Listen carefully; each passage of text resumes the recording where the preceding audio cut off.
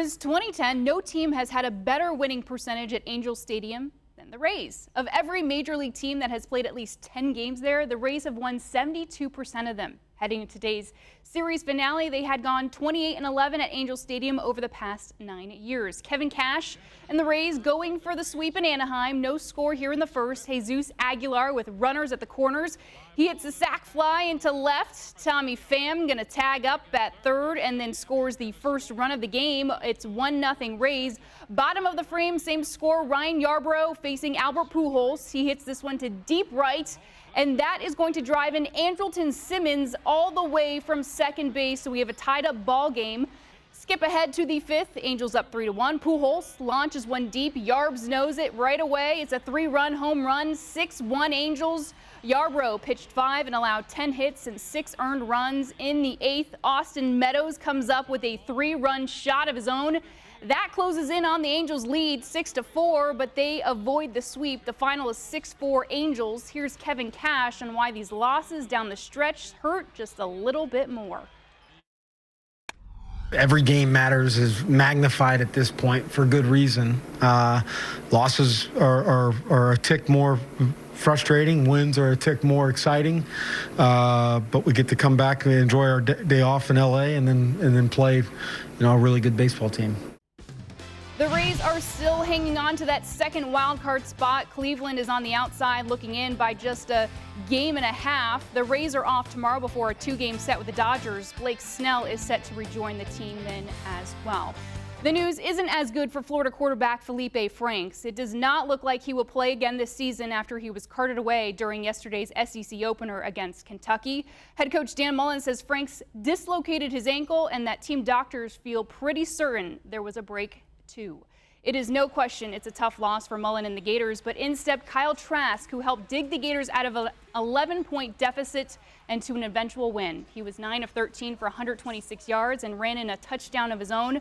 Mullen says what he was able to pull off last night was no easy feat, especially since Trask doesn't see game action all that often behind Felipe Franks.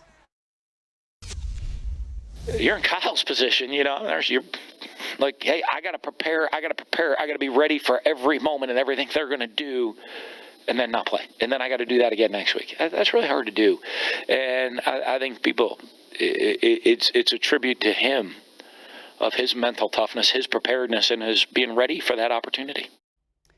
Closer to home, a new quarterback and their first win in almost a year. USF defeated South Carolina State 55-16 with Jordan McLeod under center for the Bulls yesterday. The win was also due in part to the defense, who had a school record 8 takeaways in the win. USF has a bye week before opening up conference play on September 28th against SMU. Next Sunday, the Bucks have the tall task of stopping this guy, Saquon Barkley. Giants hosted the Bills today, first quarter. He finds a hole and gets free for the first score of the day, a 27-yard touchdown run. Giants up 7-0. That was his lone TD of the day. The Bills up 14-7 as we near the break. Josh Allen flips it to Isaiah McKenzie on the end around for the 14-yard score. Buffalo up 21-7 at the half and would win it 28-14. Giants come to Ray J winless next week. Around the NFC South, Drew Brees and the Saints in a rematch of last year's NFC Championship game, taking on the Rams in LA. Brees' day is done early after Aaron Donald whacks his hand as he's mid-throw. He couldn't grip the football after that, and he was sidelined for the rest of the game. Third quarter, we are tied up at 6 apiece. Todd Gurley gets the ball and dives in for the 4-yard score. Rams up 13-6, and they don't look back. Rams get a W in the rematch as well, 27-9, the final. In a couple of days, the fans will be lining up outside Amalie Arena for the Lightning's first preseason game against the Hurricanes. Today, it was Fan Fest. It was a chance to get up close and personal with the players and buy some new Bolts gear. The team has been back at it for the last few days, though. They say that their focus is on limiting penalties and better protecting their end of the ice. The Bolts record, tying 62 wins in the regular season last year, is a thing of the past, but owner Jeff Vinnick says they'll never forget getting swept in the first round. I will quote Victor Hedman, and where he said he hasn't gotten over losing to the Blackhawks in 2014 or 15, whatever that year was.